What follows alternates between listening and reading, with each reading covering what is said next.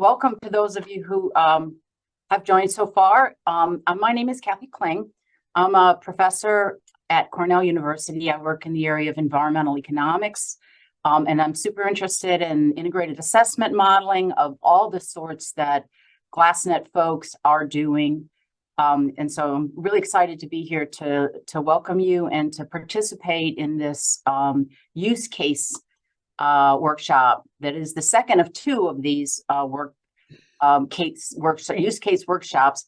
I know probably many of you were on last week. If you were not able to join, as I wasn't, there is a webinar version that is there's a video that you can catch that's really well worth watching, if in my opinion. So today we are here to investigate another use case, spillover effects, their role in maintaining planetary boundaries.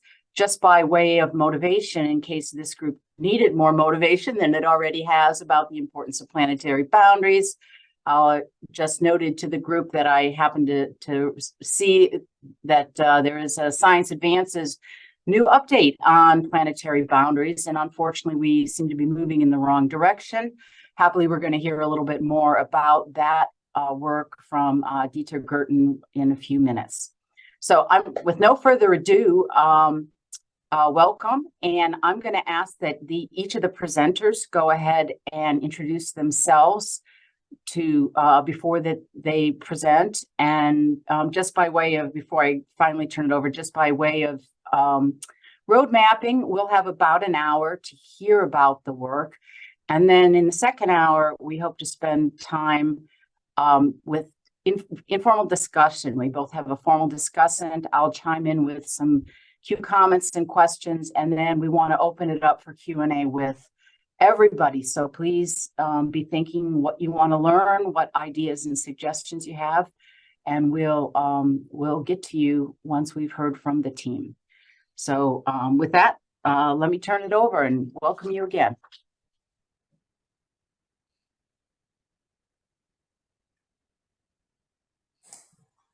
Yeah, hello, I'm Dieter Gerten. I'm at the Potsdam Institute for Climate Impact Research, leading a team there on planetary boundaries modeling, basically, and also professor for global change, climatology, and hydrology.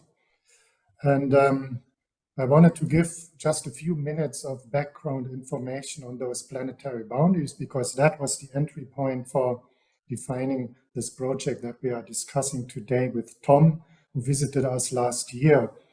And while we talked, we chatted about those planetary boundaries. You probably all know this framework that has been published first in 2009 by Johan Rockström, co-authors.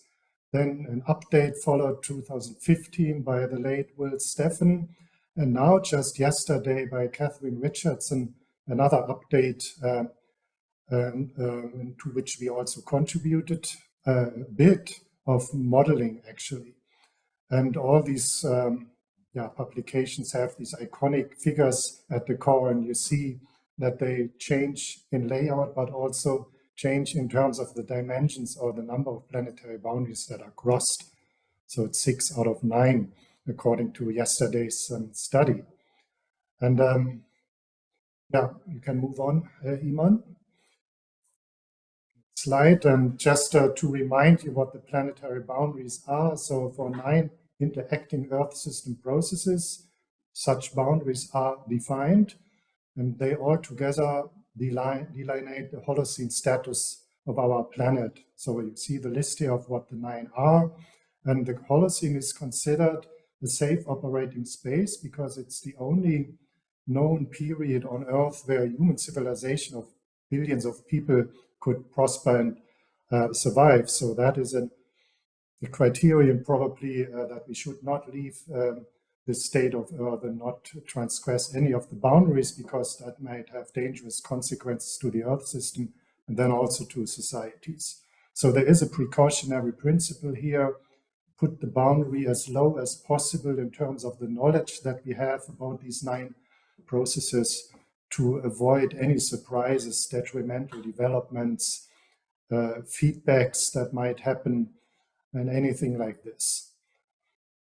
So next slide, please. And that is the status depicted by the new study. So you see the 9 boundaries. The redder it is, the higher the transgression of the 6 of the 9 boundaries is. So there are numbers behind each of the boundaries, which I cannot talk about, of course, today, but we will have a bit closer look later on the nitrogen boundary, which is one that we are addressing today. And nitrogen is also important because, one step back, the agriculture that is currently prevailing in many regions of the world is a main driver of those boundary transgressions. So you see here land system change, freshwater change, biogeochemical flows, nitrogen, phosphorus, biodiversity, biosphere integrity, also climate change, and that is all affected by agriculture. So next slide, please, Iman. And we did a study like 3 years ago, first with the LPGML biosphere model. It will be introduced later because we use it also in this project here.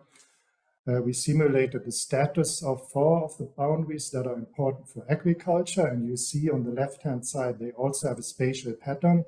So we can say where there's strong transgression, where it's still okay. The next step, we calculated how much of current food production depends on these transgressions. And in a final step, we looked at, well, basically with which management options could we still maintain those planetary boundaries, so get back into the safe operating space, but still increasing the food production as required for the future. And we found, like, theoretically at least, if you combine all these methods that are listed to the right, it would be possible to provide enough food for about 10 billion people while maintaining the planetary boundaries. So that was like a positive story, but we did not analyze so this is a biophysical modeling perspective. We did not analyze what the real potentials in the world might be or what social dynamics might be required for that, what are the economic conditions and changes needed, and so on. So that's why we, next, can click next, Iman. That's why we look on the nutrients and nitrogen aspect here. And on the next slide, you see that nitrogen is really important in this context because it's the largest driver of terrestrial planetary boundary transgression. At least it has a big impact on the whole system. And there has a boundary been defined because nitrogen leaching has a strong impact on freshwater ecosystem. This is a slide from Iman. He listed here an example for the Corn Belt and how it also propagates, how the impacts also propagate in space. So there are global, local, and telecoupled impacts involved here, and not only in a physical sense, but also in an economic sense. And that, as you will see on the next slide, is the starting point for this project. So the objectives, the questions that we are asking is we want to study a selected socioeconomic implications of the transformations that are required according to our earlier analysis to feed the world, let's say, within planetary boundaries. And we focus on the nitrogen aspect here. As I said, and specifically, we want to quantify the spillover effects of policies that would be aimed towards maintaining this planetary boundary. So it also requires a multi-scale analysis of the policies because we can look locally what the substitution of nitrogen would mean for biophysical and other aspects in the region, but also if we would have to talk about relocation of agricultural areas of nitrogen application that might provide impacts or changes at least in other regions. So for addressing this sort of questions, we developed a framework for coupling the LPGML biosphere model with its simple G model by Purdue. And just a final, very quick slide showing the flow of work that we are currently in. So there's biophysical simulations by LPGML at the beginning, of which we develop transfer functions fed into the simple G model, which then deals with the economic and policy aspects and decomposes in the end the spillover effect. But those details that will be presented in the next slides by Yannis and Iman. Yes, hey everyone. Iman, do you want to have a few words before, or shall I go on? Introduce yourself and then just go. Okay, great. So, yes, my name is Breier. I'm working also in the test group of DITA, and my focus is on software and model development, as well as on sustainable agriculture within the planetary boundaries.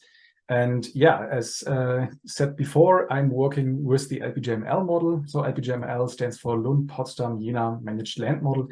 It's a biosphere model, or to be more exact, a dynamic global vegetation model. Next slide, please. In which we basically model soil processes, vegetation, and water. And here is a schema of LPGML. So we do model that on a global scale. Please go one back, not so fast. Yeah, we do model that on a global scale, which so on the grid basically, where every cell models certain processes related to carbon, to the carbon cycle, which we see already here, or at least some processes. So we do model the photosynthesis, which contributes to the GPP, the gross primary production. Some of that carbon, which is basically fixed, is respirated. And some of that carbon basically enters the system and later on the soil, where it accumulates in the long term. Next, please. Then we have water processes modeled in LPGML. So the water cycle, water enters the model through precipitation. It leaves the system directly by evaporation, but also transpiration. And some of the water is actually infiltrating the soil. It percolates to the soil, then forms runoff, and later discharge. Some of the discharge can be used again for agriculture, which is important in many regions. Next, please. Yeah, and we also do model energy, so especially the photosynthetic active radiation, which drives the photosynthesis, but also the net radiation for the energy balance in the soil. Next. And yeah, last, the nitrogen processes, which have been implemented some years ago. So nitrogen usually enters the system via biological end fixation, though this is a natural way of nitrogen entering the biosphere. But then there are also the artificial ones, which we talk about in this project. So fertilizer input and manure input, but also atmospheric deposition from different kind of sources. We have a lot of emissions listed here. And then nitrogen as carbon also accumulates then later in the soil. Some of the nitrogen as well as the carbon is harvested, which is also interesting for us. Okay, next, please. Yeah, as mentioned already, some of these are inputs. So as a precipitation, we have different sources of inputs here. So we have soil inputs, basically. What soil do we have? What soil type? Climate, of course. For future projections, that would be then the input from GCMs. Water management, we have a lot of management inputs here, just to show you that there are different management options available in our model that we can use, and even others. Population density and deposition would be some of them. Next, please. So, and with these inputs, basically, LPGML use simulating all these processes, and then generating these outputs. Some of these outputs are listed here. Of course, that is the vegetation, so GPP, but then also the carbon that accumulates in different pools of the system. So as mentioned, the soil carbon. And then some of that outputs for us are more important here in this context, because we use them to calculate the planetary boundary status. Next, please. So this is runoff, of course, for the freshwater boundary, but then also these environmental flow requirements, which can be calculated by LPGML, the nitrogen leaching. And then, of course, on the other side, it's important to be able to simulate the crop yield. Next. So yeah, and as also mentioned, the nitrogen input is very important for us. So this is a input data set that we use that was published last year, not 2020, which gives us actually the recent fertilizer application amounts globally, so for fertilizer and for manure input. It already highlights the main regions where we have intensified agriculture, basically. So, of course, the United States, Central Europe, and Eastern Asia. This is to keep in mind. So, please, next slide. Because the fertilization does not only contribute to crop growth, which is, of course, why it is important, of course, but also to the nitrogen leaching. So nitrogen in forms of nitrate leaves the system throughout the soil layers and then contributes to nitrogen leaching into the rivers. And this is the annual sum over the daily simulated nitrogen leaching. And this is dependent basically on climatic and soil conditions, but also on the type of land use, on the management, on crops, so on different things that we do model in LPGML. And again, we see these patterns here that we saw already in the fertilization. So again, here, the United States, the Corn Belt, but also Central Europe, Germany, and of course, very highlighted here, Eastern Asia. Then also the arid regions are, we have wet spots here, which is due to the low runoff that we have in combination with high fertilization intensity. This is also, this we also see in this leaching map. Next, please.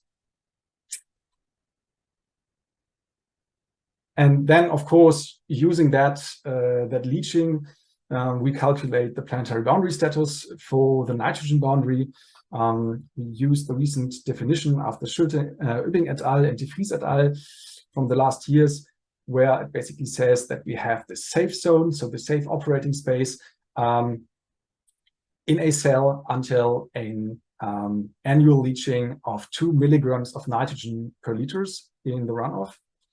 The zone of increasing risk begins at 2 and goes to 5, and then we have the zone of high risk, basically, where we enter the sort of very red, violet zone that Dieter showed earlier. And yeah, this is how we calculate the planetary boundary status. And this is, of course, then the entry point also for this project, I think, where we couple that to the crop yield to find an optimal balance together with the simple G model. Yeah, thanks from my side. Okay, thanks, Kathy, Dieter, and Jonas. Very important. Hi, everybody. This is Iman. I'm agriculture economist from Purdue University, and I work on the economics of climate change and sustainability, both at the global level and local scales.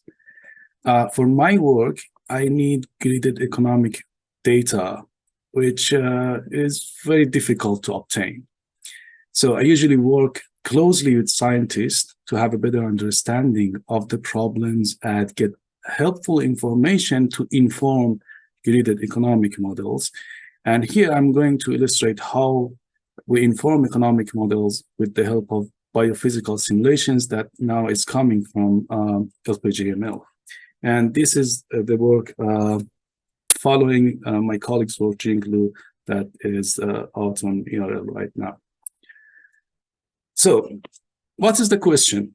The question is, we calculated the planetary boundaries. We know some estimation of current application of nitrogen fertilizer.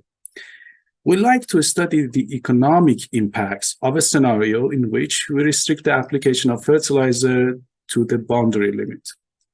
So Yannis provided the outputs of LPGML, considering multiple crops, various years. It has a lot of good biophysical information embodied on that. Based on that, we calculated these scenarios of required reduction in leaching, nitrate leaching, and also required reduction in nitrogen fertilizer application. You may ask why these maps are different, and the answer is because there is not a linear relationship between nitrogen application and leaching. It's non-linear, and it is very important to capture that nonlinearity. So this is the way we transfer the data. So we are not looking at point data. We are looking at responses. We are looking at functions. So we take the functions from biophysical models and use them for the economic model. And that's the beauty of this work, because we can capture the changes and move along the lines. So here you see the emulator for average leaching that's generated as a function of nitrogen. We estimated this for all the grid cell, assuming a quadratic function with all the 31 runs of LPJML based on each run, assuming one level of nitrogen application. This is important because we have this nonlinear relationship. And as shown in this left figure here, the horizontal axis is the level of nitrogen of a fertilizer, and the vertical axis is leaching. The idea is that the more nitrogen is applied, the bigger fraction of it goes to leaching. And that is shown on the maps. For example, if you look at the lower right map, it shows the leaching differences when you increase the level of nitrogen from 29 to 30. You see the fraction, you see a lot of reds there. But when you are early at L1 minus L0, which is the nitrogen application of 1 gram per square meter, the fraction that goes for leaching is smaller. So this was first. The second emulator we estimated is yield emulator. Very similar approach here. We have a quadratic form, and the difference here is that the vertical axis shows the yield. And it's just for a random point here, but why this is important and how we use this information in the graded economic model. Imagine you are moving from point 1 to 2. So the nitrogen reduction will be around 10. But the yield reduction is small compared to applying the same amount of nitrogen. You reduce nitrogen from one location, apply it to another location, moving from point 3 to 4. You somehow are balanced on the nitrogen, but net production will be a positive. So just by relocating nitrogen application, you are improving production. The question is how you are going to motivate people and encourage the farmers to do that. And that's why the graded economic modeling is important. We use this to calculate one parameter, which is called the substitution elasticity between nitrogen fertilizer and other inputs. And the technical definition is here, but to illustrate what does it mean, it means how easy it is to substitute away from nitrogen but keep the production constant. So the higher the elasticity, that means lower yield cost for reducing nitrogen. This has been documented in Jing's paper. If you are interested, you can look at the technical calculations. This is the map that we estimated the substitution elasticity. And you see this, we have some special heterogeneity. And this is important to have that for our graded economic model. Okay. Having those transfer functions and information, now the question is how we are going to evaluate the impact of this scenario of reducing nitrogen. We are using simple G global version. What is simple G? Simple G stands for a simplified international model of prices, land use, and environment, and it's a multi-scale framework. And I'm going to introduce that in the next slides. So in simple G, we model decisions for each grid cell. Given local climate, so climate and other biophysical information are exogenous to simple G, but we talk about decisions on application of nitrogen, land use, groundwater withdrawal, surface water withdrawal, considering not only local conditions, but also global and regional markets. The demand for these inputs is determined with strong microeconomic foundations based on relative prices and production scale. This figure is showing the nested production function, how we illustrate that. It's a little bit complex to show the equation. This is easier to follow, starting from the bottom. So cropland is either irrigated or rain-fed, and then you combine land with either water, other inputs like labor and capital and nitrogen. And you see a lot of sigmas here. So we have a lot of substitution and elasticities are informed from different data sets that we have in our system. That said, we have the demand system for local markets for each of the grid cells, but we have 1.4 million grid cells, and all of the grid cells are connected to all other grid cells via local markets. Imagine labor moving from one location to another location, or also from the connection between the grid cells are via the crop market. For example, California and Florida both are producing vegetables and fruits. They are somehow affected by decisions that are big enough to move the prices. And also they are connected to global markets, and those global markets are connected to consumption decisions, population, income, biofuels. So all of these are here. So one grid cell in one region can be connected to another region. Of course, here the connection is a little bit weaker than the connection when it is within a country. For this specific study that I'm going to show the results, we introduce new features to this gridded economic model, which is the exports and imports of fertilizer. So which region is producing, which region is importing, which region is applying more fertilizer. And that is another channel of connecting all the grid cells together. So one grid cell or one location decides to reduce the fertilizer application, the excess amount will be exported somewhere else or imported by somebody else.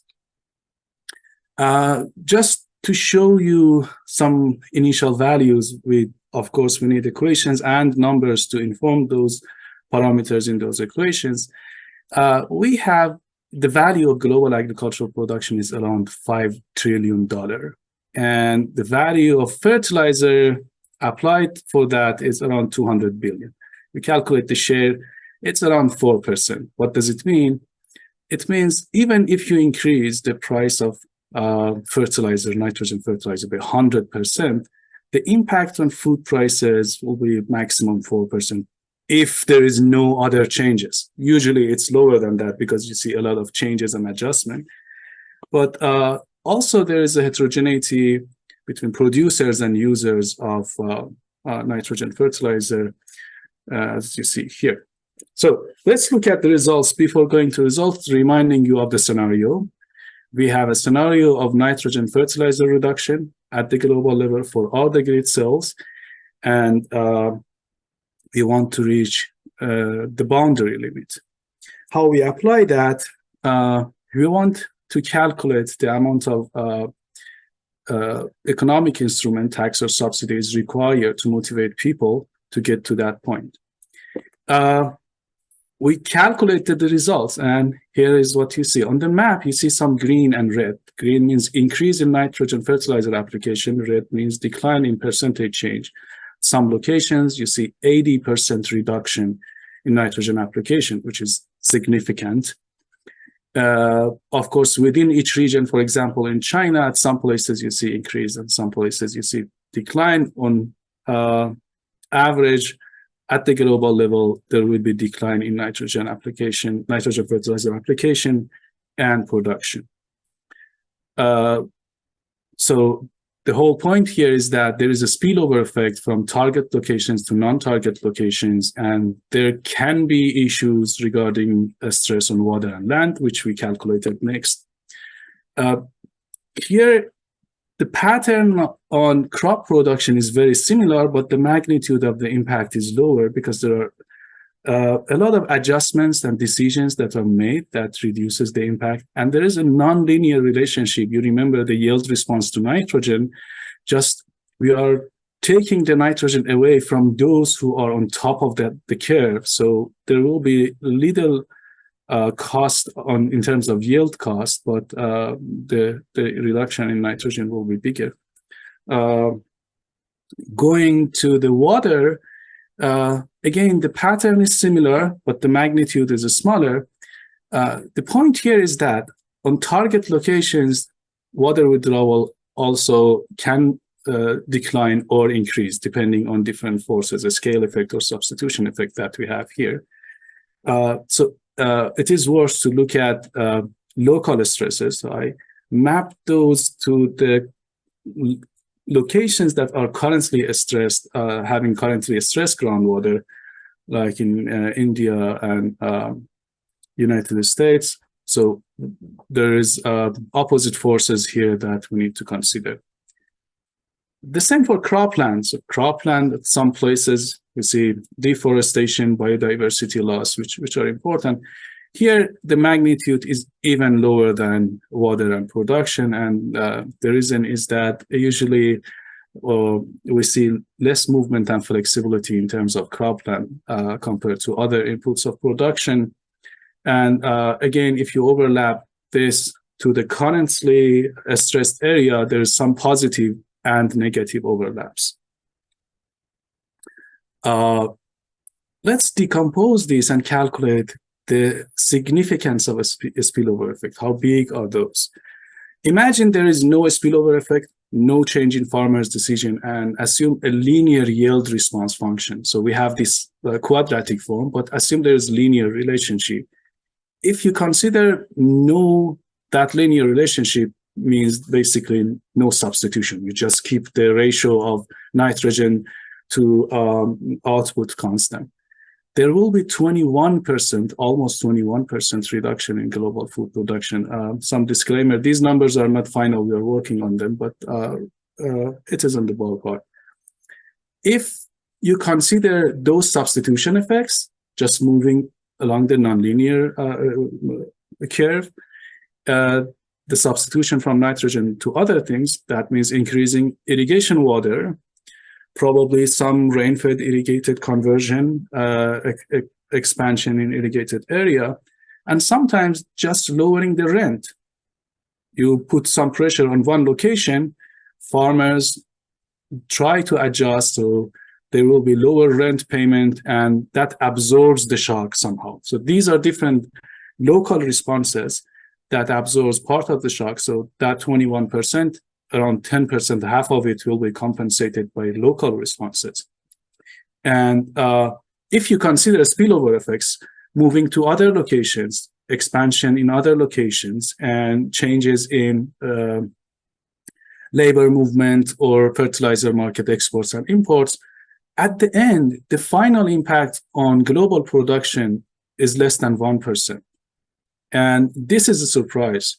You can run it with different setup of parameters and closures, but as we have these spillover effects and local responses, even with different magnitude of parameters, it may change the significance and contribution of each of these, but at the end, the impact on local production is around 1%, is not that big. And I will stop here and hand it over to Christoph for the wrap up of the discussion here, and then we move to the discussants. Is Christoph here? I'm muted, sorry. Yeah, thanks so much. I'm Christoph Müller, also from the Potsdam Institute for Climate Impact Research, leading a working group on land use and resilience, and the Global Gridded Crop Model Intercomparison, which is a model intercomparison activity in ACMAP and EasyMap. And yeah, I got the honor of summarizing and wrapping up the work presented by Iman and Giannis, and introduced by Dieter.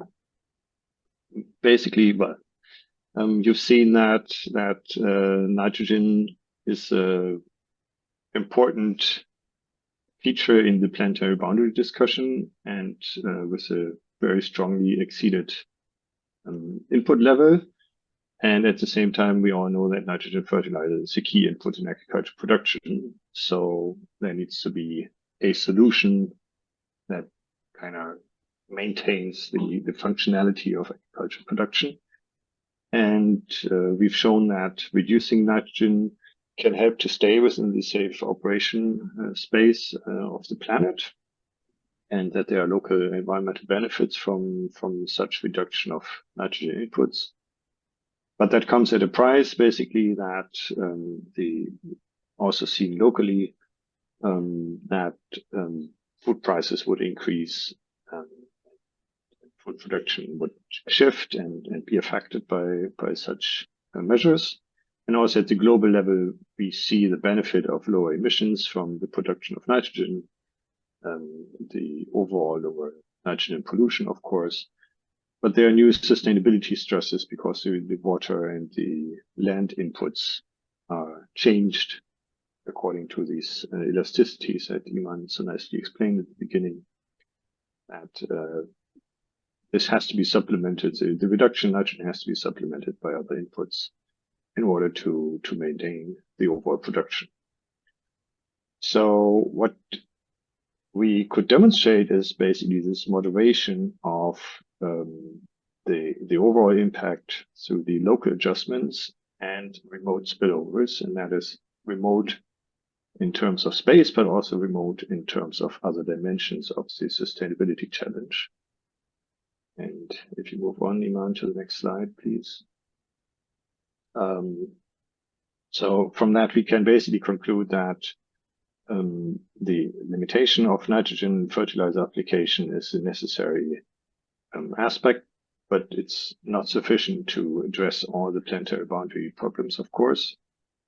And it can even amplify problems in others. So there needs to be a more comprehensive view of addressing such individual planetary boundaries, as demonstrated here for the nitrogen. And what we also showed here was basically that very different disciplines are coming together to discuss this nitrogen fertilizer or the nitrogen input challenge, so to say, on the planetary boundaries, which is important because these different features of how markets respond and how the local response or these response curves, the diversity of these, the steepness and level of the yield response curve and the leaching response curve is diverse, and therefore we need these different expertises to jointly address that. We've demonstrated this with the LPGML and the SIPG model, which happen to be the ones of the experts coming together here to address this. But of course, there are other models and other activities where this could be like a blueprint or an example that could help other communities to move in similar directions. You could imagine that now the land use patterns and other inputs are fed back to LPGML to see how that would affect, for example, the carbon cycle. These trade-offs also with between food production, the planetary boundaries, and the market that could be extended to have even other planetary boundaries and policies addressing, for example, water policies or land protection, so that cropland cannot be expanded as easily as without any policies on that. So that could be combined and be made basically infinitely more complex, and then the interactions could be dissected as Iman nicely demonstrated here. What are the drivers and how do the effects spell out, and why is it a non-linear effect in the end? So yeah, I guess with that, I want to thank Iman and Janis and Dieter for the great input and work. And I hope I did some justice for summarizing it. And we are looking forward to questions.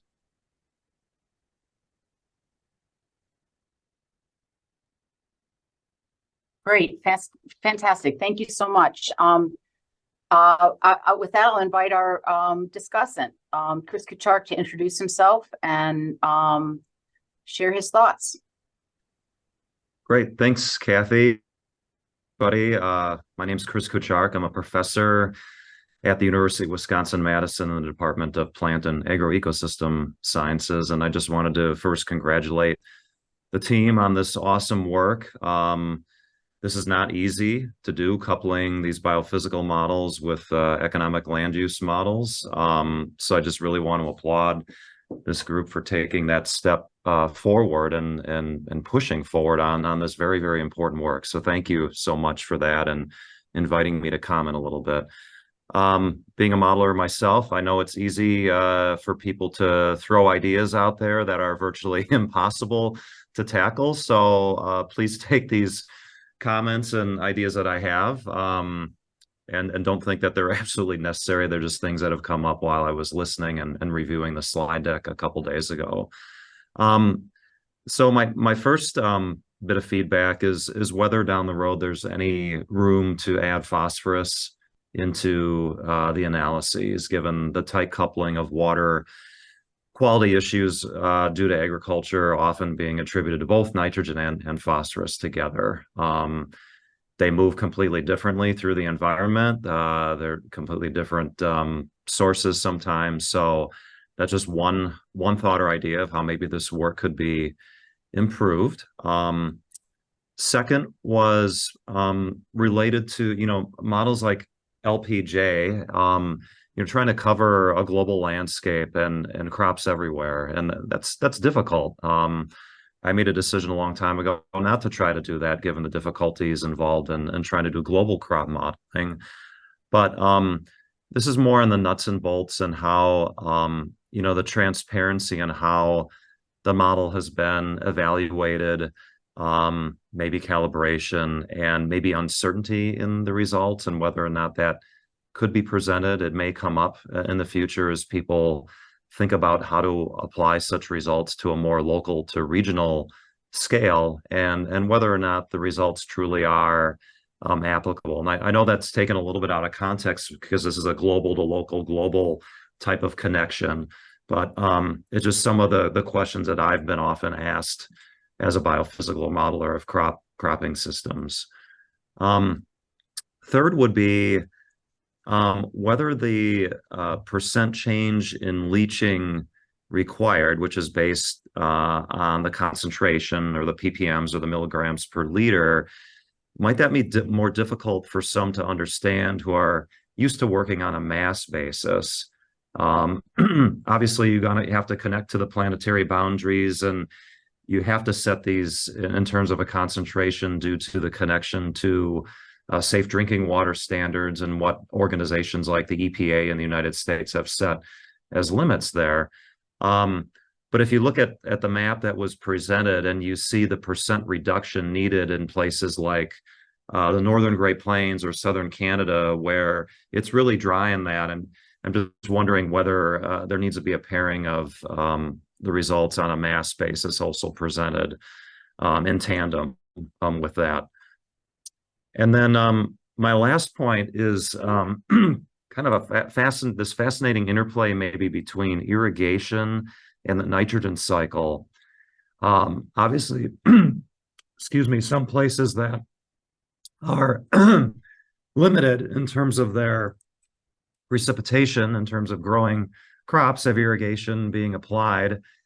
And in those places, if people are applying the recommended amount of fertilizer and crops are suffering due to drought stress, the amount of N being taken up is reduced, and those hypothetically can have an increased amount of N loss through the system, either in the current year or maybe in the next year, when suitable amounts of precip return to that system.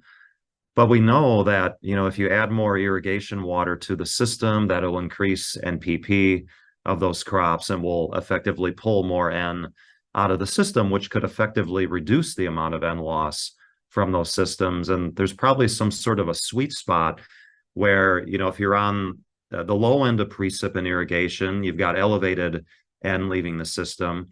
If you have too much precip and too much irrigation, you elevate the amount or the risk of losing N from the system. But somewhere in between, you know, maybe irrigation can be viewed as a mitigating process or management technique to maybe reduce the amount of N loss from the system. And I know LPJ, when there was the listing of the practices and inputs in that, irrigation was listed as one of those. So those are just some of my quick comments and feedback. Again, really great work. Really happy to see this going on. It's really, really difficult. So please take the ideas I have with just, you know, that's what I thought of moving forward here. So thank you.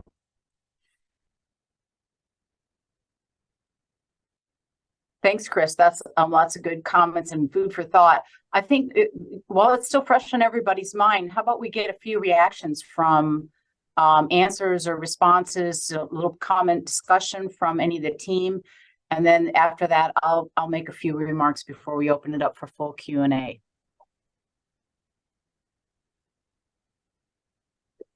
Chris, why don't you jump on in and then Dieter. Yeah, thanks. Those were great questions, and indeed, I think the global framework and perspective of GLASSNET is indeed an important one to advance modeling capacities and our understanding of things. Global modeling of agriculture systems is subject to huge uncertainties, which I can say because I've been doing model intercomparisons for more than a decade now, and it's basically asking a model already predetermines a lot of your answer that you will be getting rather than asking another model. So the specification of the particular agriculture systems that we're modeling is a huge source of uncertainty, and that is in part explicitly represented by management assumptions, as Yannis had shown in the beginning. So we can specify like what kind of fertilizer input there is, what the timing and the splitting of that is, and so on. But we don't know that for most locations in the world because there's simply no records on that. So we have to work with very gross assumptions, and these assumptions are very important for the outcome of the system. Other parts of the management system are just embedded in the parameterization implicitly. And that's where this calibration idea often comes in, that you calibrate a model to a observation data set, which is very difficult at the global scale because for most parts of the world, again, we only have very aggregate observations. So like growing seasons, for example, are often just national data, which is obviously not true for all locations. Fertilizer inputs is national data and so on. So often you have basically rudimentary information. You don't capture the heterogeneity that is needed to also fine tune, to find the sweet spot that you were referring to between the different inputs. Now you can put in more water to increase the productivity of the system, and then the system would require more nitrogen or would take more of the available nitrogen and leave less to leaching or other losses. But that is, again, a timing, like when do you fertilize, when do you irrigate, how much can you actually afford to do so? What is your soil if we are working at 5-minute resolution or half-degree resolution or any resolution? Soils are so diverse and heterogeneous in space that it's a tricky thing. And still, despite all these uncertainties, I think we can learn a lot because in principle, these mechanisms that are embedded in the model are detailed enough to let us understand like first order relationships. And as you've seen, there are results that are not obvious, like that are meeting the expectations when we started the simulations. And bringing together these disciplines, if you work with a global market model with simple G, you need to inform it with global coverage of agriculture systems, even if you know that many regions are not well represented because you simply don't know what these systems actually look like. And that would be an opportunity for GLASSNET to basically bring in again and again and again this local knowledge, saying, well, what you've been assuming for my region doesn't really fit because this and this and this. And yeah, and we can learn from it. And if other people use other models and ask a similar question and find different answers, then that's the opportunity for us to try to understand why that is. That's what we do in model intercomparison like GDCMI. And I think that could also be an opportunity here.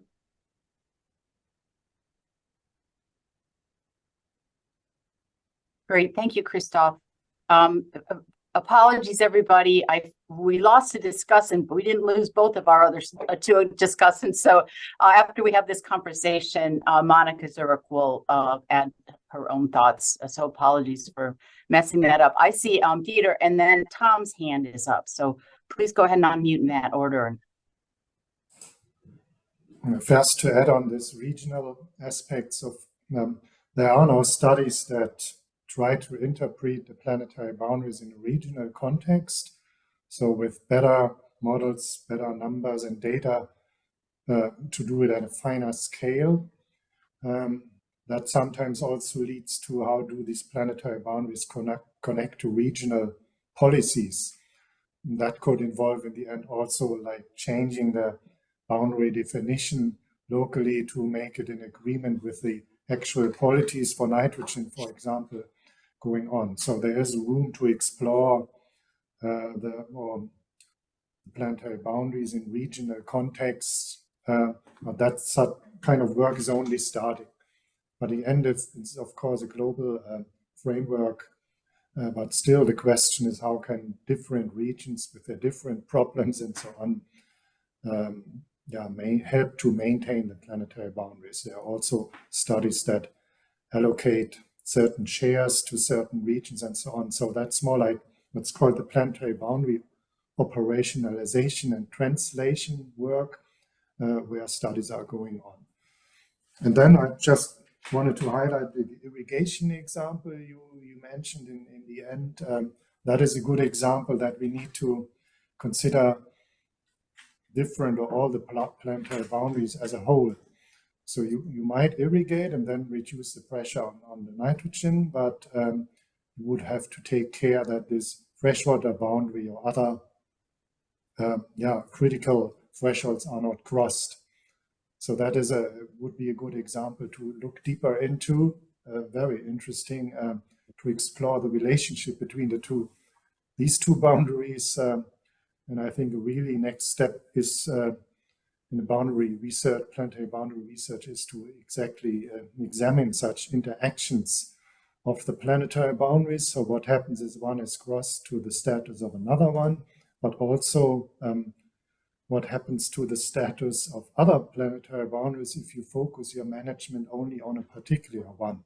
And that might produce negative effects on others. A good example is like what we have been studying a lot, BECS, so negative emissions through biomass plantations, if that would help mitigate climate change, but it would have strong side effects on other planetary boundary dimensions, really at a big scale. And Iman showed some connection to the water and groundwater. Maybe there's time later on. I would be interested in hearing how that was done and what it implies. So maybe that could be a starting point for even looking deeper into that, probably in another study.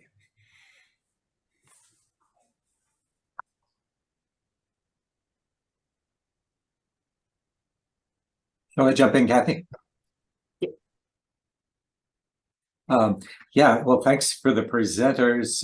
This was a great presentation. Chris's comments were right on the mark, and look forward to Monika's comments. I just wanted to jump in well, first of all, acknowledge that this is really building on work that we were doing. It's not an accident that Chris Kucharik is a discussant here, because we've been working on this with a US focus for a number of years, and we're building on those shoulders here.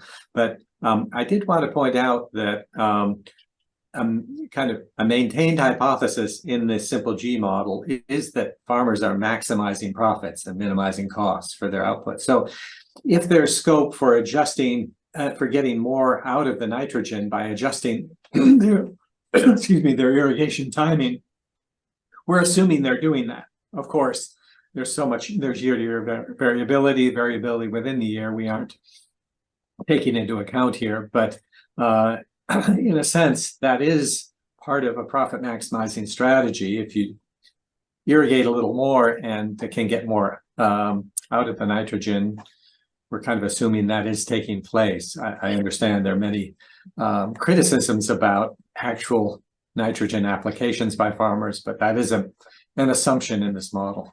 I'll stop there.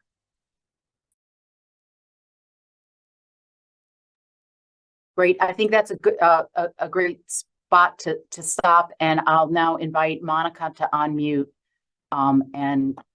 I think it's nice to get the comments right away afterwards. So we'll follow the same format. So Monika, please share your thoughts. Maybe do a bit of an introduction first too. Okay. Yeah. Thank you, and good afternoon or good morning, everyone.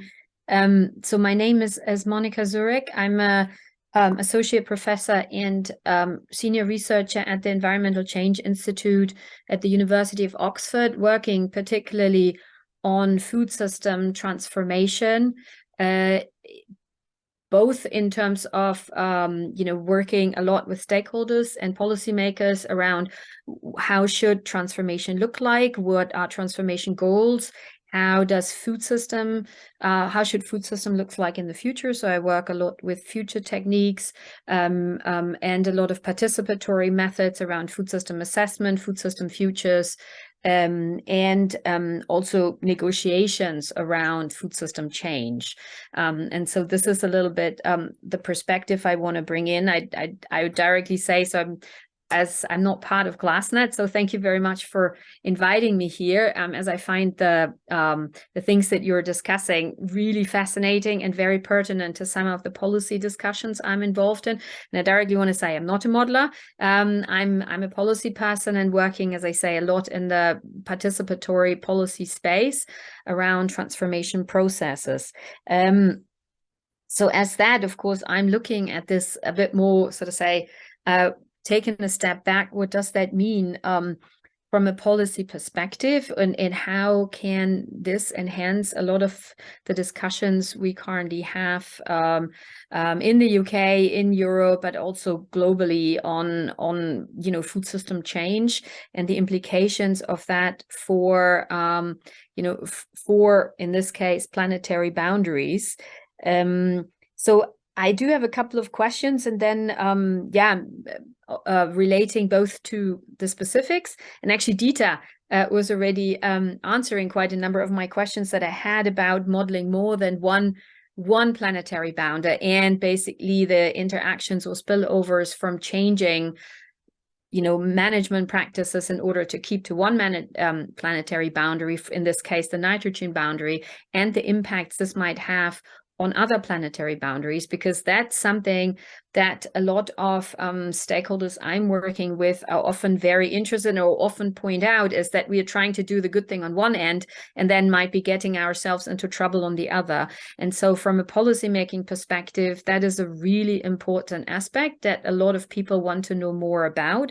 So that's why I find your work really fascinating, and excellent to see this also coupling of biophysical and economic models in that space, to put a little bit more evidence behind some of the, so to say, questions that policymakers have been bringing into the space. So yeah, so question is, how far can we push the modeling approach to really incorporate eventually interactions across all different planetary boundaries?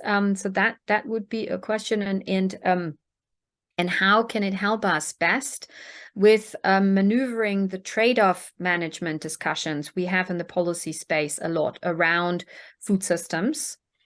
And here I want to bring in another aspect that I'm working on a lot is, of course, we have the negative impacts that the food systems have on planetary boundaries as one of the key issues that a lot of policymakers are interested in. But they start from, first we need to, feed eventually 10 billion people or more, and in the moment, nutrition security is also not working well, meaning we have a lot of people in hunger, and hunger is rising again, and we have a huge amount of rise in obesity problems.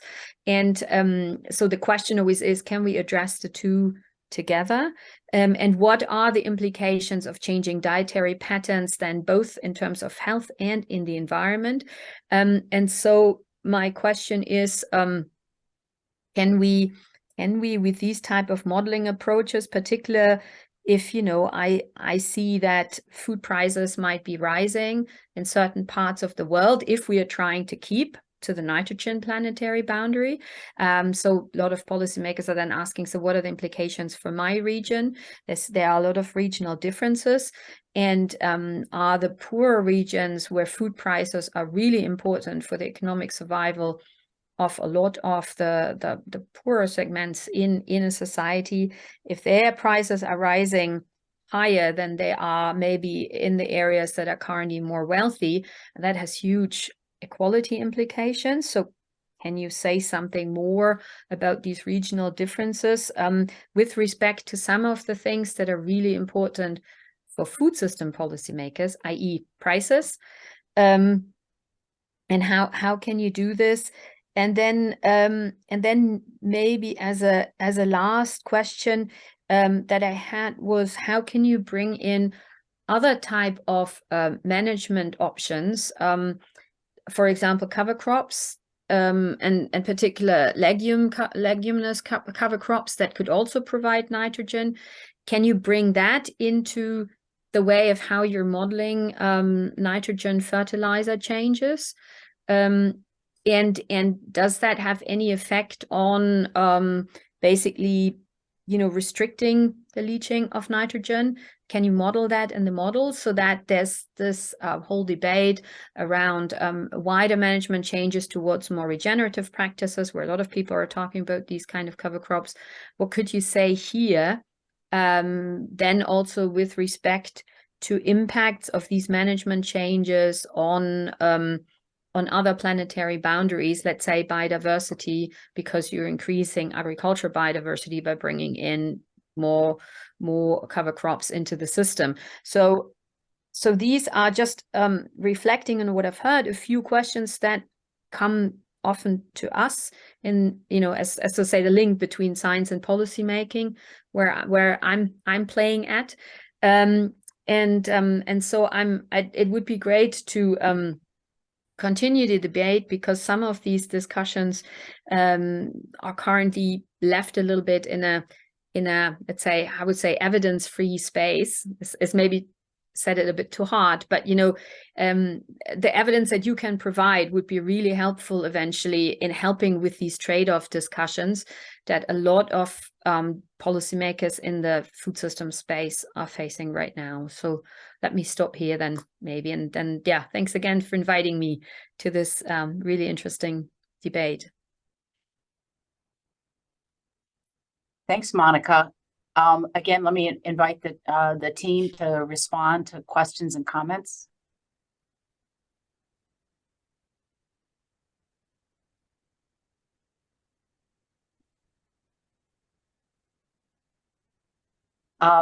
Johannes and then Christoph, please. Yes, so regarding the management, there are several options available, and these would be also then available within the coupling to simple G. So in APGMA, we have, for example, the possibility, or we are still working on that, to grow cover crops, especially legume cover crops, and by that to reduce the fertilizer amount. So would be a possibility to explore, and also to see what effect that would have on the boundary. So that would be an option. Yeah. Great. Mm-hmm. But that's in the works right now, yeah? So it's not yet modeled, if I understand it, yeah? To some extent, it's available, but not fully. Yeah, okay. Mm-hmm. Mm-hmm. Christoph. Yeah, let me follow up on that, and thank you for making the problem more complex than it was.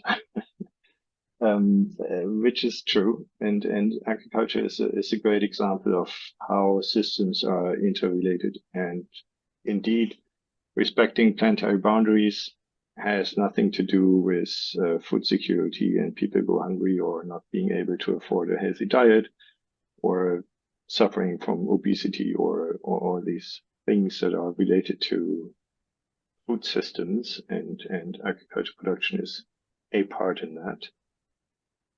And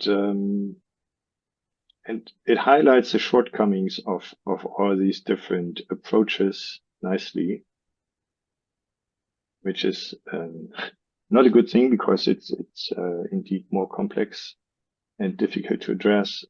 But for the planetary boundaries, at least that's my understanding, it doesn't matter where the nitrogen comes from. If you create reactive nitrogen, be it through biological end fixation or the Haber-Bosch approach, it creates new reactive nitrogen, that's bad. If you recycle nitrogen from sewage water or manure, if you want, then that's already reactive nitrogen that is in the system and you just recycle it. So that's not creating new. And for the planetary boundary, that's good. But that's often quite costly, like nitrogen recycling from sewage water, having all the food safety, not security, but food safety issues that are related to that. Make that economically not feasible compared to just creating new nitrogen from the air, basically the Haber-Bosch synthesis. But we need to consider all these aspects when we envision how future systems can look like. And Dieter showed that in his U-turn figure in one of the early slides in the deck that you need a bundle of measures that help you to address things. And if you take into account the socioeconomic dimensions, this becomes more complex and more complicated to find a solution.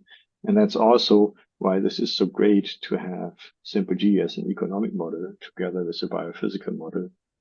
Because with Simple G, we can also then look at indicators that are not related to planetary boundary metrics, but that are related to, for example, food security indicators, and learn something about the spillovers in these dimensions and these side effects, and whether they are win-win or win-lose or lose-lose solutions to the problem.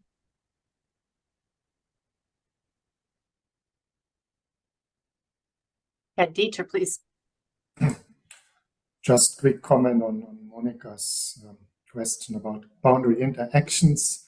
So that's really studies that deal with those are rare, very rare. So there are only a few studies. So we once wrote a commentary. I can provide the link in the chat that summarizes this topic a bit and also points to the need for having this complex view and on all the planetary boundaries, but also on the options to maintain the boundaries so that it all is a synergistic approach, basically. And another paper was like an expert elicitation on local or regional processes that would happen if boundaries are crossed, let's say, and what they might mean for agriculture.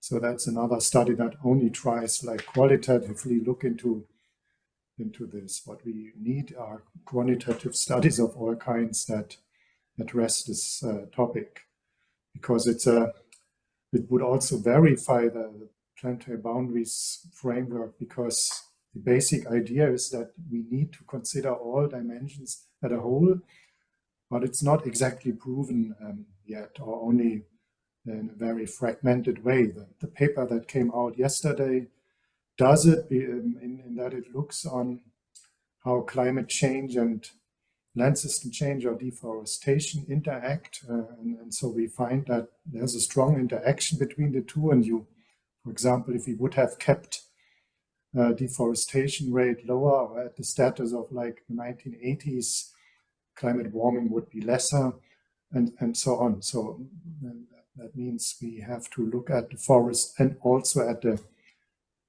climate together, of course, but all the others have been little explored so far.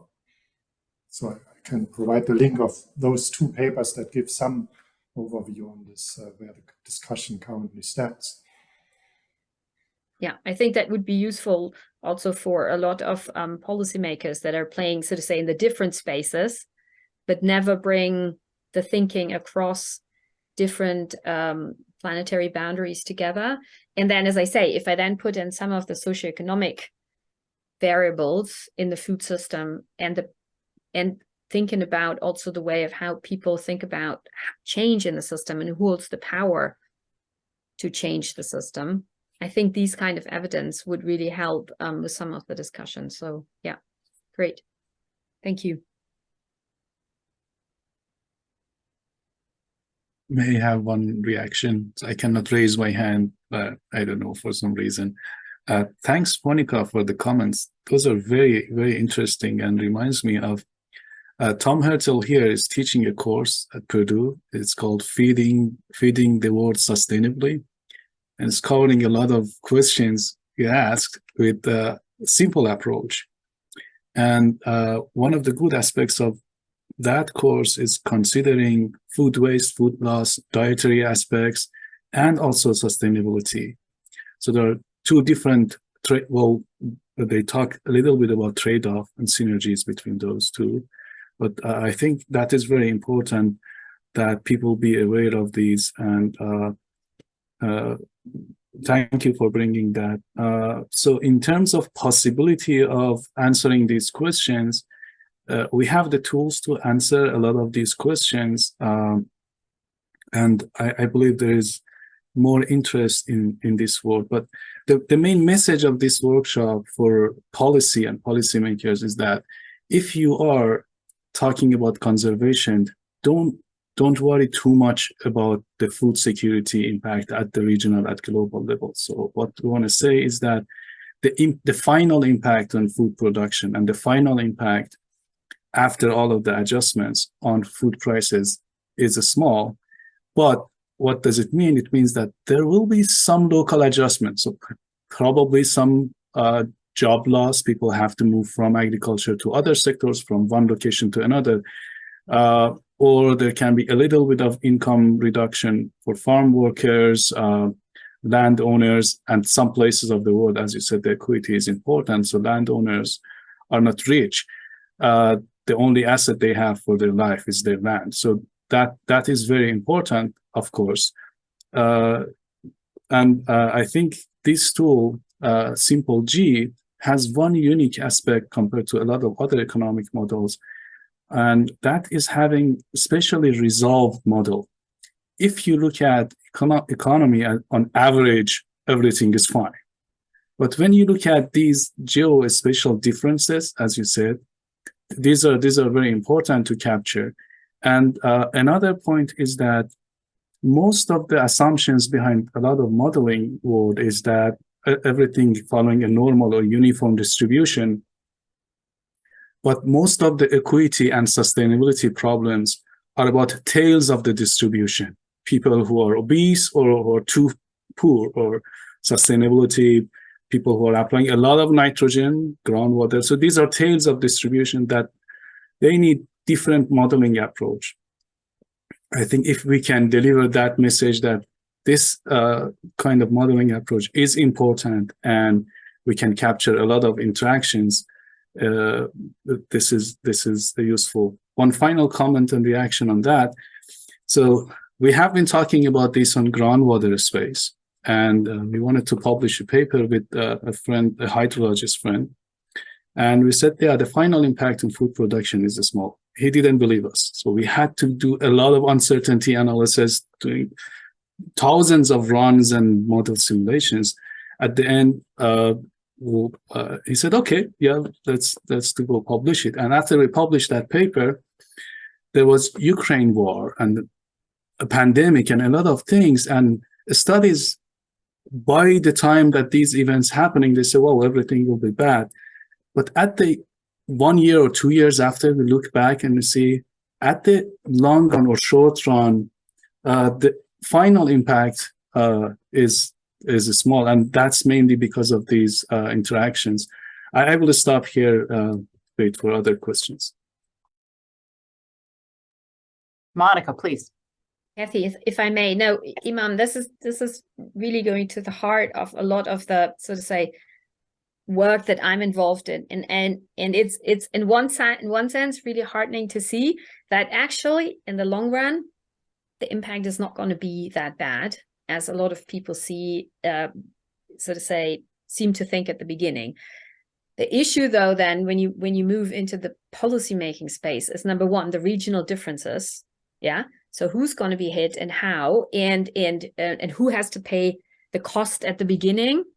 And that's what a lot of policymakers are really worried about.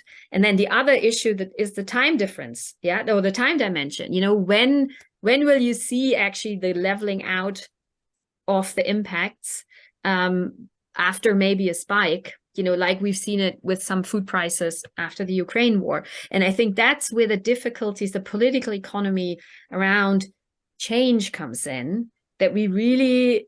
That's why the evidence is so important, but we shouldn't forget basically the regional differences, and we shouldn't forget then the questions that policymakers have around, you know, how hard is it going to hit us? Because that's what often is hindering kind of moving forward with change. It's basically that uncertainty discussion that I think where the modeling can help, but we also really need to take into account a lot of psychology, political economy questions, the next election coming up, that when we start, you know, bringing these elements into the food system transition discussion or transformation discussion, become enormously important. And last but not least, and then I shut up, in many cases these days, it's the tail wagging the dog. It's the consumer end of the food system that drives a lot what happens in the agricultural space. It's not the other way anymore. So it's basically that from the consumer end, that's where a lot of the power sits these days in the system. And that's what we also need to take into account when we think about changing policymaking in this space. Again, evidence will help. But, you know, you have to have evidence that's available to millions of consumers in a way that policymakers will listen. So, sorry, I'll stop here. Thank you. Thanks, Monika. That's lots of food for thought, and Chris, for your comments as well.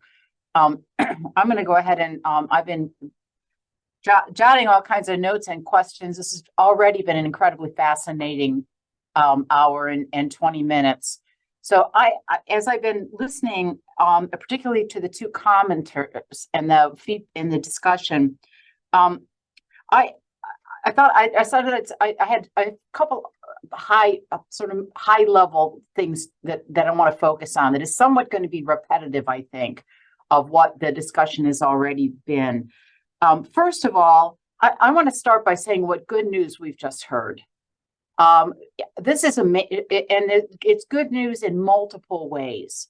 Number one, the presentation really convinces me that there has been a careful integration of two models that are complex and that bring a lot of power to thinking about simplifying problems to a level that we can understand without going too far and oversimplifying. This is a major feat.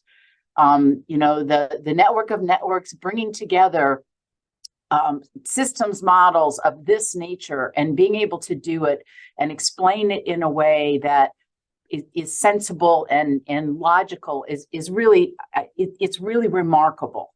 I think that's sort of big good news. Number one, this is more than proof of concept. This is can be done, and it already built on, of course, the previous work that the GTAP team and other teams have done in doing this kind of work. Second, I think I want to drill again on the importance of having the economic system well represented in these discussions and in the modeling. We heard two statistics today that blow me away and I think are so important coming out of these, coming out of the models. Number one, if we raised fertilizer prices by 100%, food prices would only go up by 4%. The ag community, the world community needs to understand that. Economists for long years have known there are huge market feedbacks that will occur, and that if you double the fertilizer price, you will not double food prices by anywhere near. And I just want to like put a big sign up. And it's not that I'm big on doubling fertilizer prices per se. It's that the understanding of how markets react makes what at first blush might seem like, well, we couldn't have a tax on fertilizer, or we couldn't discourage use on fertilizer because we're going to starve people, is ludicrous. And it needs, these kinds of models are what convince people. So I find that statistic amazing and great to hear. It's not amazing, it's not surprising, but it's the kind of quantification we need. Number two, the second one is the planetary boundary finding that if we were to impose planetary boundaries, if we do this thought experiment, we can do it in a way with only a reduction of 1% of crop productivity. Again, this is enormous, and I really loved the chart that I think it was Iman had, showing the breakdown of where, if you do a simple naive model where you don't have any market response, you get this big hit on crop production. But then if you have local and regional and international effects, it almost entirely goes away. That's the power of markets. It's the good and the bad of markets. It's what markets do and all the things that come with it. I really think that, I'm beating this drum because I think outside of the economics community, too few people really understand the ability and the responsiveness that markets have. The third thing that, and this is, now I'm going to start to jump into I have some cool ideas that you should be thinking about doing with your models that everybody does, and Chris and Monika have both commented on that. But in thinking about what can be done in going forward, there's a constant tension between these sorts of large scale gridded models that really can get at market interactions and behavioral responses at large scales versus all the really small, detailed regional and local ecosystem service effects, changes in water cycles, and so on. And we've been hearing about that. Has the team thought about developing 2 or 3 maybe baseline scenarios? One of them you have arguably done. Make every, and if I understand the way this is done, every gridded cell, force it to meet a planetary boundary in N. Run the model. Now we have a suite of responses of where what nitrogen leaching will change in the world, the estimates of the aggregate amount by grid cell, crop production, changes in whatever the sets of endpoints that you have, irrigation and so on. And then could that then become a baseline for more local and regional modelers people like me to take and say, okay, there's a scenario. What does that mean for the ecosystem services across the upper Midwest? What does that mean for the whole set of services we get from water quality, recreation, costs of drinking water, sort of the economic endpoints of those changes in ecosystem service values? The INVEST model that I know you work with and we heard some about last week does a lot of that, but there's many other models. So it excites me to think about being able to take these kinds of findings, and maybe there'd be several baseline scenarios that could be considered. So and this may all be stuff you've already thought much about, in which case it would be fun to hear more thoughts about that. I'm going to make a couple more things. As I was listening to each of the models, of course, like everybody, I had questions. So some of these are just ignorance questions that maybe can be, I'm sure, can be addressed really quickly. In that LPJML model, are there interactions across the grid cells? So like if something happens to land use in a grid cell in one location, does that then change water quality and quantity in a grid cell below it? In other words, they're like connected watersheds, and so a little bit of more understanding about that would be useful. For the simple G model, there was a nice little nested. It started with cropland at the bottom. Is cropland fixed in that model, or is there flexibility for cropland to come in and out at large scale? Just a question. Additional questions. Do I understand correctly that the planetary boundaries modeling is to set each grid cell at the boundary? And if the answer to that is yes, are there ways to think more about sort of optimizing which grid cells we ought to have a less tight boundary and tighter elsewhere? And I imagine that's difficult, or maybe I'm not understanding how it's done in the first place. And you know, I'm the economist, and there's a bunch of economists here. The question of how has the team thought about how to model or investigate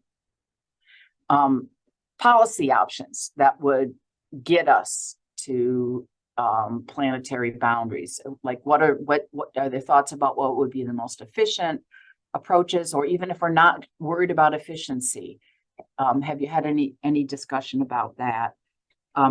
I think, someone was asking about uncertainty, and suggesting, as always, as modelers, we're always getting asked that question. I was curious in the development of the response functions, sort of in the stage 2 of this work, in the development of those response functions, is it possible to add uncertainty there?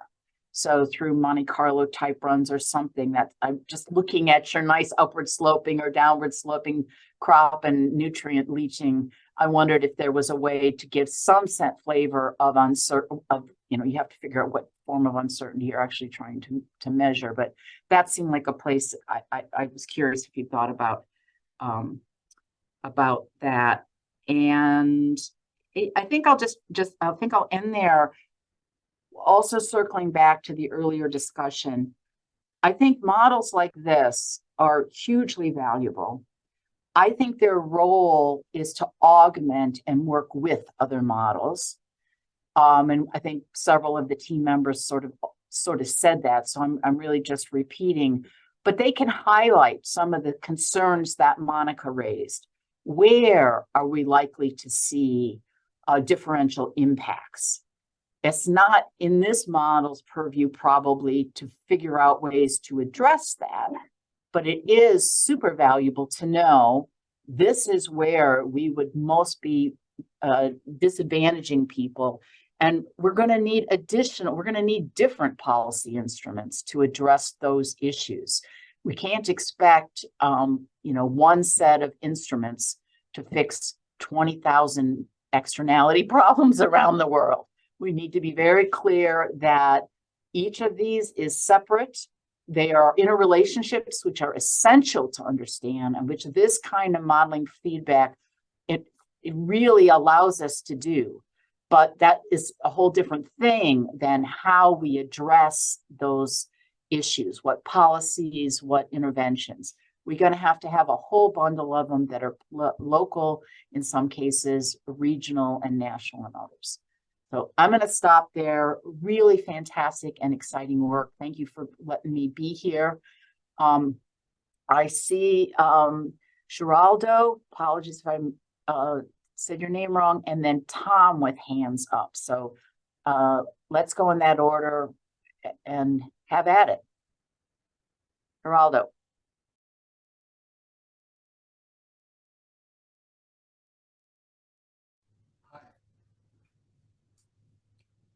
Hello, everybody. Nice to see you all again. Very nice, very good presentation. Congrats for all team effort. One thought that I have is that global warming, I believe, is likely to change nitrogen dynamics in agricultural systems, and perhaps this will be a nice scenario to test in future modeling effort. For example, when you consider, for example, that plant physiology and water supply, they are not going to change, so are changing a lot of things at the same time. But when you consider a temperature increase, you're going to increase nitrogen losses. So we are talking about ammonia losses, denitrification losses. In case you're losing nitrogen in the form of ammonia, that will be more like a local environmental impact. We are talking here about acid rain and this kind of stuff. However, when we are considering denitrification losses, of course, this is going to have an impact on global warming, and that may, fuel again the cycle. One thing that is interesting to bring to your attention is that in case that happens, what's going to change is that the nitrogen use efficiency in agricultural systems will also change. You're going to have a reduced nitrogen efficiency, and that will change relative prices, that will change decision. And for example, in the case of the simple model, that's going to change the balance between the intensive margin and the extensive margin, meaning that perhaps you're going to have a pressure to expand land use. So this is a thing that might be worth of considering. And in terms of nitrogen leaching, in case you have a higher nitrogen loss, you're going to reduce the nitrogen circulating in the system, meaning that, I'm sorry about the noise here, meaning that you are going to have a low perspective in terms of nitrogen leaching. So this is going to change the model's results that perhaps we are talking about. Another thing I need to understand it a little bit better. I think that perhaps this 4% increase in food prices because of the variation in fertilizer prices, it of course may hold to some situations, but I'm not sure if it can be generalized. Let me explain why. For example, if you put no fertilizer in the corn belt, you're going to harvest like 5 tons of corn per hectare. If you put no fertilizer in the Brazilian Cerrado, you're not going to harvest 1 ton of food. So this is, of course, is going to change. So perhaps future work might come with some additional data, additional statistics, some refinement of that. And perhaps a final thought is that when we are talking about policymakers, for sure they have many issues in common, but their perspectives change a lot depending on their regional on issues, regional perspectives. For example, I believe that when we are talking about a policymaker in Europe, their perspective is going to be very different from the one in sub-Saharan Africa. Of course, they have major goals, but one thing is when you have a per capita income level that allows you to have other claims than, for example, food security. In some cases, they need to eat, and this is the case. That's it. Congrats for the work. Great, thanks. Tom? Kathy, I'm really glad you brought up this issue, and it really, Chris started the conversation, I think, about the need for regional and local analysis. There's no substitute for, having a Chris Kucharik to work on the Central Sands area in Wisconsin, and he's done some excellent work there. In fact, Chris and I have previously talked about this, and let me throw out this idea. I think it works. It fits really well with the GLASSNET theme. I think we need to pursue this aggressively. Your idea, Kathy, of having a baseline. Okay, so at one point we were running this simple G model, and Chris said, well, we've just finished this big NSF project thinking about the future of this Central Sands area in Wisconsin. We have one future where it's all green and one future where it's fence row to fence row crops and all these things, but we really don't know what are the boundary conditions. So we actually did a little experiment where we took simple G and created boundary conditions for that area. And we said, well, this is what the baseline suggests production would be in that area. So kind of taking what we know about the rest of the world and giving that as a boundary condition. And then Chris said, okay, well, that implies this particular case. So this idea of interplay between the global modeling and the local modeling and decision-making, people making plans and decision-making at the local level need some kind of boundary conditions. And so there's somehow this vision that we have of using this powerful GeoHub that we have as part of GLASSNET to allow people to go in, explore baselines, extract that bit that they're interested in, and use that in their local studies. And then, of course, there could be feedback if they find that what we're saying in this global modeling is crazy for them, that's probably crazy for some other regions. So there needs to be back and forth. But I really like this theme. I'm glad it surfaced here. I want to underscore it and highlight that for future consideration, that we might develop that more seriously. That's a great idea. Cool. I'm not surprised you were already thinking that way, but it's great to hear. Iman. Yeah, just a quick response to some of your questions. The cropland is not fixed. So we have cropland supply elasticity, which is empirically estimated for each grid cell, and it's not downscaled. So that's very, very strong validation behind that. And we have published validation of this system. So it's the same for water and others. There are some nuances involved, but yes. So for answering that question, and the rest are amazing ideas. Some of them, as Tom said, we have been thinking about them, and some of them we start thinking about them. Thank you.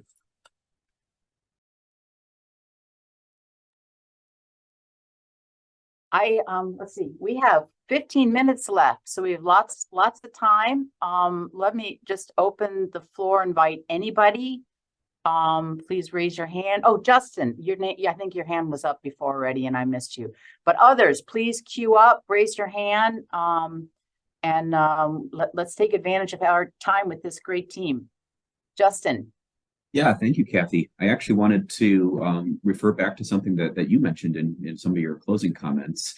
You were asking about the question of whether or not what happens on one grid cell has an effect downstream on something at a different grid cell. And so I would like details on, or to hear maybe from Iman or others on that question. But also already just kind of knowing the answer to that, I just want to say that this is a really interesting interaction between the stuff that has been said on this use case and the stuff that we presented on last use case. And so I expect this to be an interesting area of discussion, is what happens if you leverage this amazing linkage where the economy is calculated on a gridded scale and connect it to other biophysical models that are also calculated on gridded scales. There's another level of resolution, increasing resolution, that is necessary to get to things like hydrological routing and such. But it's a really fascinating one. And so Iman and I have actually already talked about this. So I'm more just raising this for discussion and any comments from that Iman or others might have. Yeah, I'd love to hear more about it. And just to be honest, I do a lot of work with hydrologic modeling where, arbitrary, the grid cell, the ideal grid cell would be a watershed, which of course doesn't. And so anyway, but yeah, I'd love to hear more, or maybe this is something that just a quick answer, and then we can go on to other things. Sounds like those folks here might already know very well the answer. And any. I think this is the question for LPGML team, if the grid cells are connected, the river network or any other connections. And specifically, it might be a question to me. Yes, they are connected. So we would see downstream effects of water use upstream, for example. So it's a half-degree global grid river network behind all this. Okay. Great, thank you. But not water quality. That's not what we can model currently. So nitrogen leaching, for example. Okay, would that not is. be, okay. But that is not, okay, that is indeed not transported along the river network, is it, Jonas? I think not. Okay. That's Okay. Thank you. Requires another model development project. Yep. Yeah, thoughts, comments, raise your hand or just unmute and yell away.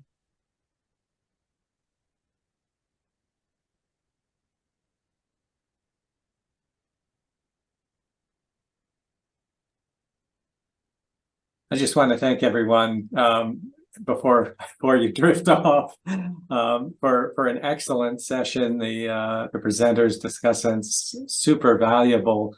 I think it's underscoring the importance of this GLASSNET initiative. If you aren't already on the listserv, Holly or myself can get you added. That way you'll find out when the next workshop is, when the next activity is coming along. If you have an interest in being more engaged, we have a science committee, a science council that's chaired by Steve Pulaski.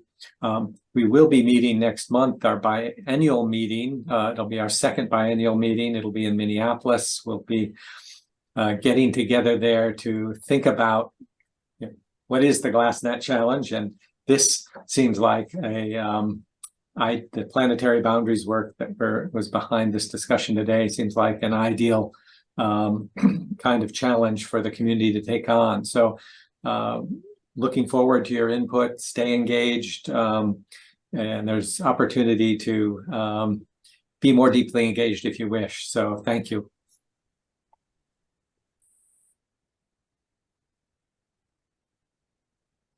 And I assume that the webinar will be available for anyone afterwards. So if you know folks who would like to have listened in and weren't able to make it, look for that information to come your way. I can't remember, our slides being posted as well.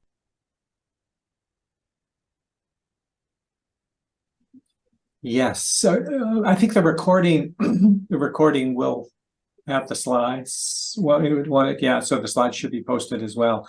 I'm just putting the GeoHub link in there in the chat. That's GLASSNET, and you can go to events. But the GeoHub is a really cool space. If you're not aware of it, think about contributing there. You can actually put up open source code. You can run models there. Christoph has been our model user of the GeoHub. His community actually does model intercomparisons, and you can go there and upload your model and do an intercomparison. So a lot of potential here. Please volunteer, provide ideas, whatever. Yeah, thank you all. Great. Fascinating stuff. Thanks, everybody.